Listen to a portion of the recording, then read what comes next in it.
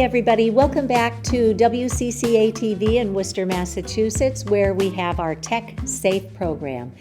In episode 24, we are going to be talking about electromagnetic sensitivities and hypersensitivities and exactly what that can mean, because perhaps you or somebody you know are already experiencing symptoms from today's man-made radio frequency microwave radiation. I am the Director of Massachusetts for Safe Technology, so please feel free to go out to our website and you can join us there, and we will send information out from time to time when there are action items that you can help with to make sure we address this severe public health issue today and make our homes and our neighborhoods and our schools safe. So we are working right now on a number of bills in Massachusetts, and in the previous episode we talked about all 6 of those bills. There are 3 in particular that pertain to the guest that we have today, and she is joining us from Western Massachusetts, and she is an electromagnetically hypersensitive person who is challenged to make her way in our world today. So please join us for our guest here from Western Massachusetts. So please tell us, how did you first discover that these man-made frequencies are harmful? Well, basically, when I was about 17, I had a job at a Burger King restaurant many decades ago, and I had no idea of EMF at all. And I was subjected to about 8 or 9 microwave ovens in front of us in our workstation.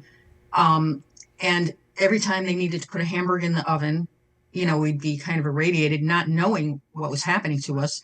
And at the end of about 2 weeks of that job, probably working almost full time at night, I started developing these intense pains in my joints, my back, spine, everything. And I started feeling like I had the flu. After that, I decided I'm going to just go talk to a doctor. Went to the doctor, and he said, your symptoms actually sound like you're having radiation poisoning. Or I guess he said in the war, people had some type of reaction like that. And he suggested I quit, and I did quit. But over the years, I've had many experiences with this electromagnetic attack basically on my body. I had a courier job at a certain point, and I was traveling all over the state, 400 miles a day. And this was around 1990. And every time I got onto I-90, the Pike, I would experience, again, extreme pain in my body, but mostly in my stomach. I think that's my weaker point. And I would have, I would have to find a bathroom because I would have extreme pain. And that happened every single day on the highway when I just got on the highway, and I'd have to look around for things. But that happened repeatedly. I did that job for a year, but I suffered through that entire job. But the pay was good, so I kept it. I have 4 children I was raising, and I needed to keep on top of my income. Fast forward to a trip to Idaho. I was taking a cross-country trip to Idaho in my vehicle, my poor little Geo Tracker, which was geared for just off-roading basically, but I really wanted to get to this event. And I drove across the country on the back roads, all the way there. Every time I hit a cell tower, once we got out of New England, every 10 miles, giant towers. And I would be hit by that same surge of energy where I'd actually feel it on my body. I'd feel it in my head, my back, and then my stomach, of course, would just implode. And I did this for hundreds of miles. And at a certain point, I said, I have to shield myself. I was starting to get it, figure out what it was. And I went to Walmart and I bought these sunshades for a car, to prevent the sun from coming in when you're parking. And I plastered them all over the roof of the Geo because it was a convertible top with a tonneau cover. And so I plastered them all over there, and it actually solved the problem temporarily. And then I got an emergency blanket type of hoodie. I wore that, and I had to drive at night because it was so hot. It was like, it was like desert quality heat, but I got up to the event. I did well there. And on the way back, I just kept getting worse and worse symptoms. Now, it could have been from the route I took on the way back, or it could have been the more constant exposure. And by the time I got to Pennsylvania, I was seriously feeling like I didn't know if I was going to make it back. So I kept looking at my route. I used maps. I did not use a GPS because I was trying to avoid any type of electronic device. And I found a way through the mountains in Pennsylvania. And every time I got up into the mountains, the pain, the symptoms would go away. And it was a long, long drive out, but I did get back home. Wow. And realize this is real. This is not me imagining it. It's constant and devastating. And then another poignant experience was fairly recently, a couple of years ago. I took a bus driving job because I was a driver for many years. I had a business for many, many years, but I closed the business down at a certain point, and I started just doing pickup jobs. And I was a bus driver for many years. Picked up this job, good money, wanted to keep it. But again, this was around the time they were putting 5G on in the cities, Holyoke, Springfield, et cetera. And all of my clients were in those cities. And I was dreading the day they were going to turn it on. But I said, no, I got to keep it out of my mind. I don't want to think about it. But the day I drove into Holyoke to pick up a client, the minute I hit the town line, I was literally like, I don't know, bombarded with this intense pressure in my body. And it almost felt like the muscles were contracting on my bones, and it was extremely excruciating and very scary. And I turned the bus around and I drove it home, and I told my boss that I'm done and I'm sorry. And she was really upset because I was doing 20-hour days with that rig, and I was her best driver, but I did have to quit. And consequently, again, this is why my line of work has been hard to come by at this point, because most of the jobs are either in offices or they're surrounded by Wi-Fi or other technologies. And at times when I was doing bus driving jobs, I would get really affected by it because we had to hold handheld radios. We also had our route GPS system, and then we also had what was called a tracker on the bus, and that was put right in front of us, right in front of our torso on the dash. And when I got this driving job, I was dreading that there was a tracker on the bus, but I took some EMF cloth and I surrounded it. But at times when you're going over bumpy roads, the thing falls off, and there you go, you're being exposed. And I thought, if I could just hold out for a couple months, I could, get a chunk of change here and, get on track. But couldn't do that because, again, the tracker was literally destroying my body, and I had to cut out of there. So unfortunately, that curtailed my employment. And also, some of the pickup jobs I did were PCA jobs for people working in their homes. And of course, if they had Wi-Fi or a television with the Wi-Fi router or whatever, again, devastating results. And most of the people did not want to shut the routers off. They were like totally attached to them. They didn't want to turn them off for a few hours. And many, many people wanted to hire me, but I had to turn them down. Once I stepped into the house, felt what I felt, brought my meter in, and realized I could not work here. So that's been an ongoing saga. And at this moment, I'm still doing work with PCA clients, and I'm lucky enough to have a few that have very low EMF frequencies in their home. Oh. But again, that is not the norm, and it's been extremely challenging to get a job without that EMF. Well, I am so sorry for all the exposures that you've been up against. When you say PCA, is that personal care assistant? Yes, it is. Okay. Yes. So yes. You shared with me that in order to get your credentials for that work, you needed to go to school, and you again were up against a wall on that. Yeah, I mean, it was actually, I wasn't going for PCA work. I've done PCA work forever and had training in that, and that's not my forte. Basically, it was just a backup.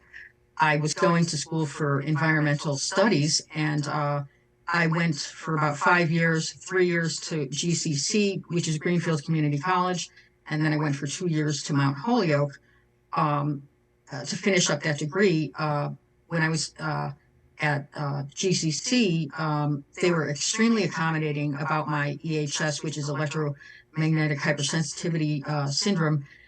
And even though they've never experienced it with another student, they read all the literature I brought in on it. They listened to podcasts I told them about, and they went out and they bought a ton of material to do the shielding on 2 computers in this room that we tested on campus with meters to find the one that had the least amount of EMF exposure. And for those 3 years, I literally sat in that room and did all my studies. I did everything in that room. I literally lived in that room. But I was so thankful because I was able to do the work anybody else would do. And if I was in a classroom and, I was sensing some bombardment, I would ask the professor to ask the students to turn their phones off, and everybody complied. Everybody was very on board with that.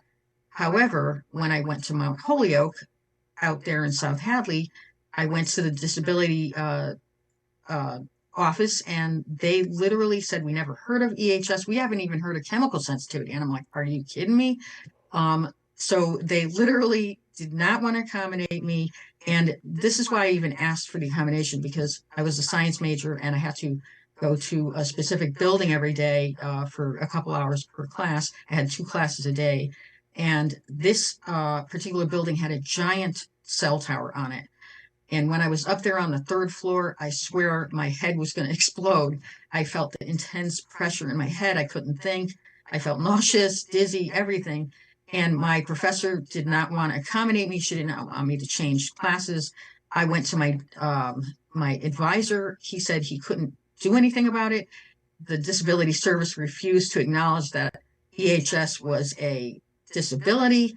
And I said, "What's left? What can I do?" And someone called me one day anonymously from the disability office, and she says, "Hey, if you change your major, you'll be able to maybe go to UMass, which is part of the 5 college, situation." So I did that. I appealed my major. I changed my major to, let me see what the name of it is. It's the intersection of social justice work, education, and environmental studies.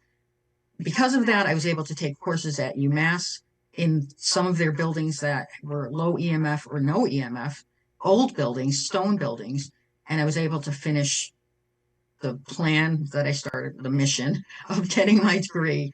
Again, it was actually easier to do the home studies when COVID came around, because I was in the midst of the COVID situation, and we had to do home studies on our computers. And I actually got my computer at home equipped with, shielding and everything else. And that was easier than going on campus to the Clapton building, where I was getting bombarded with the EMF surges.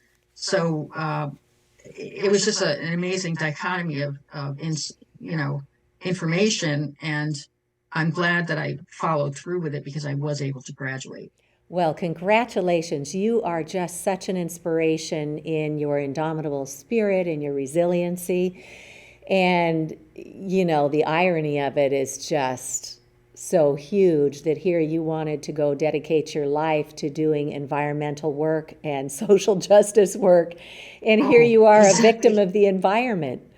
Yes, and social justice, when you think about it, correct? Yeah, that's another big thing with this whole wireless issue. So out in Worcester, where we are here in the studio, National Grid came in with their smart grid pilot program to put utility smart meters on everybody's homes, which are emitting toxic microwave radiation 24/7.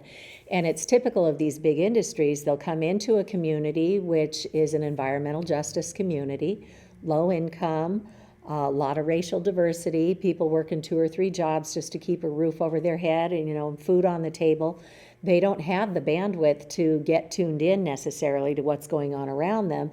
These companies come in, roll out their toxic products, say, "Hey, it worked out great here. Now we're going to roll out it all across the state." Or, as National Grid is doing, they're saying to Connecticut and New York and Rhode Island, "Hey, it was successful in Massachusetts, so we're going to do it here." But it wasn't successful here. They went way over budget. The Attorney General's office got involved from the economic standpoint. We've made attempts at presenting the biological effects to the Attorney General's office, but it has gone nowhere. So yeah, it's unconscionable what these industries will do when they could come together with the public and with our government agencies and come up with solutions that advance the technology, but without harming the people and the environment at the same time. And when you talk about the symptoms that you experienced with the cell towers as you were driving by, I don't know if you or any of our viewers have seen the film Generation Zapped, but I do want to see that film. Yes, I yeah, do want to see so that. the libraries now have it, many of them through their streaming services, so you can watch it through Canopy or Hoopla. And then it's also available on Amazon Prime as well. And it was chosen as part of the United Nations Film Festival, so it was really well done. But one of the gentlemen in there who's electrically sensitive said the same thing. He lives out on the West Coast near LA, and he said he would get in the car and he would get on the highway and he'd go past the cell tower, and all of a sudden, all these symptoms start hitting him.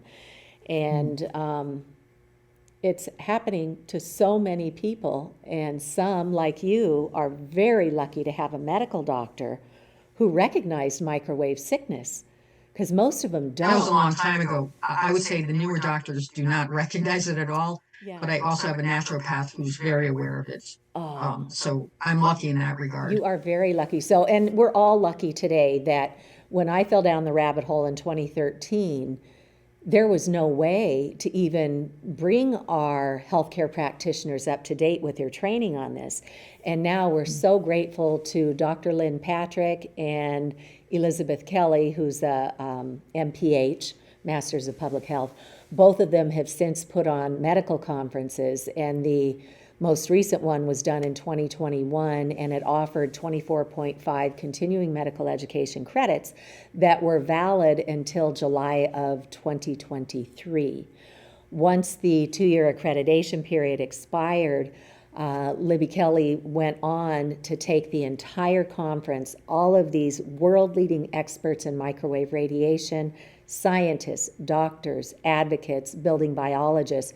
She took all the lectures and all the panel discussions, all the Q&A sessions, and she's now made them available at no cost for the entire world to be able to train their healthcare practitioners on this, and for the citizens to train themselves. So if we go out to the EMF, Electromagnetic Fields, Medical Conference 2021, all of that training is available right now for every one of your doctors, your dentists, your alternative care practitioners, your school nurses, your first responders, police and fire. They need to understand these illnesses, because more and more people are getting sick, and you can't just put them in an ambulance with all of their radiating devices and then take them to a hospital with all of their radiating equipment. Sheena Symington and Dr. Magda Havis and Dr. Rena Bray up in Canada are working with hospitals, and they have created spaces where people with electromagnetic sicknesses can go for treatment. So we need to broaden those efforts as well. And we have so many amazing resources. When you talk about the unfortunate experience you had of getting sicker and sicker in the schools you were attending, we now have a bill here in Massachusetts that is Senate Bill 316, an act relative to best management practices for wireless in schools and public institutions of higher education. So all of our schools, we need our Department of Elementary and Secondary Education to get on this. They have known about it for years. We've been presenting to them for years, and they have said, we're waiting for higher authorities to tell us what to do. So we need to have this law passed by the Joint Committee on Education, and we implore Senator Jason Lewis and Rep. Denise Garlick as the chairs of that committee to make sure that this bill gets passed this session. And then there's a couple of other bills that tie in very closely to the experiences you've had, because right now we have pretty good civil rights laws here in Massachusetts, but they need to be brought up to date, because a disability today doesn't just mean you need a handicap ramp for a wheelchair. We need to address these invisible illnesses like the multiple chemical sensitivity that you mentioned, that many people suffer from today. Mold toxicity, that's another big one that plays into that, and also plays into electro hypersensitivity. I shared in an earlier program that Walmart has now begun recognizing that they need to make accommodations for their customers who have these sensory illnesses like ADD or ADHD or autism or multiple chemical sensitivity or electromagnetic illnesses. You can't see their disability, but they are taken down by the man-made lights in the building. They're taken down by the music that's being played. It's just sensory overload, and shopping carts that are being gathered up and crashed together. These types of sensory invasions make it very difficult for a lot of people to get out and access society. So with great thanks to Senator Paul Mark, who also introduced the schools bill, he introduced Senate 1044, an act prohibiting injurious operations or offering services or products that discriminate against or injure protected classes. So we really need to get all of our society up to speed on what these emissions of toxic chemicals are doing. You know, if somebody's putting chemicals on the plants in the offices, that can send somebody spiraling. And then all the wireless radiation. We need to be able to ask for safe spaces, white zones, and we know how to create them. So it's not rocket science to fix, but we've got to get the laws passed so that we can lawfully ask for those rights to accommodation. And then the other bill that directly impacts your experience is House 2158 with Representative Tricia Farley Bouvier, Representative Vanna Howard, and Representative Mary S. Keefe. This is an act recognizing electromagnetic sensitivity as a disease dangerous to the public health, requiring inclusion in MAVEN, which is the Massachusetts tracking database of healthcare, and to establish the Massachusetts Electromagnetic Sensitivity Registry and require biennial reporting as part of our population health trends in Massachusetts. So basically, our doctors, our healthcare practitioners, our local town health boards and health agents need to be able to put this information somewhere when people come and say, that cell tower is making me sick. That 5G small cell antenna is making me sick. That smart meter that got placed without informed consent on my home is making me sick. The wireless coming from my neighbor is making me sick. There's only so much we can do in our own spaces to create safety. We have to address this at the community level. And this House Bill 2158 would go a long way to tracking the harm that's got to be reported so we can make better public health decisions.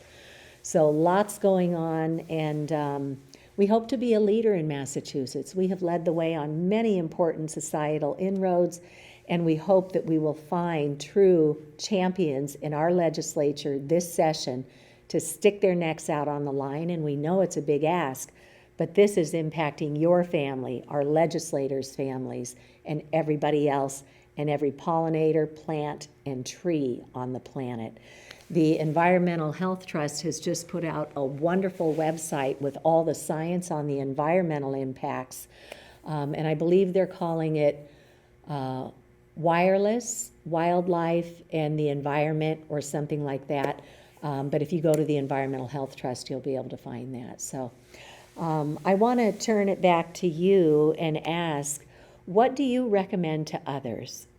I think education and information is the key.